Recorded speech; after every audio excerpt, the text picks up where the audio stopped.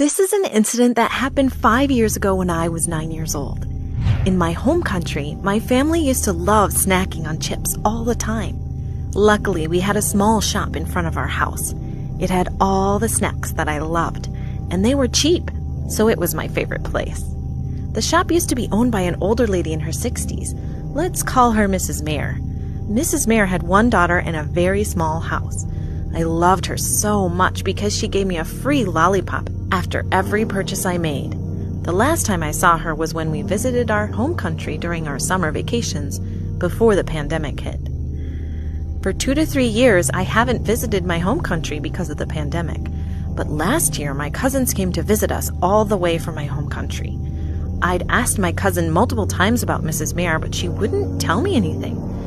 I annoyed her so much that at last she said, "Okay, if you're so curious about her, let me tell you what happened while you were away." My cousin then went on to tell me this story.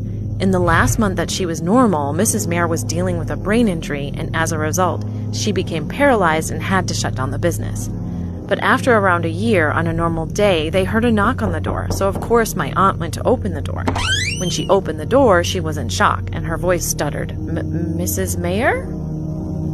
It was Mrs. Mayer, wearing a traditional Indian dress and holding a very rusty old brown bag. My aunt's voice stuttered again. How can I help you?" My aunt also offered to hold her bag for her multiple times, but she refused every time and got aggressive to the point that my aunt got scared. The last time my aunt offered to hold her bag for her, Mrs. Mayer looked up and stared at my aunt with glowing red eyes and aggressively stomped her foot and said, "No." My aunt got really startled this time. "Tell Mr. Philip I want to take him to the graveyard," said Mrs. Mayer in a husky, low-pitched voice. Now, Mr. Philip was my grandfather, and at the time he was eating his food.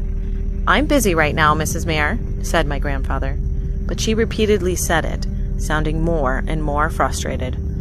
"Tell Mr. Philip I want to take him to the graveyard. Tell Mr. Philip I want to take him to the graveyard. Tell Mr. Philip I want to take him to the graveyard."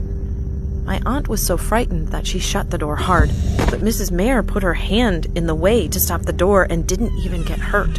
She slowly pushed the door back open, looked my aunt dead in the eye, and violently screamed, "Tell Mr. Philip I want to take him to the graveyard."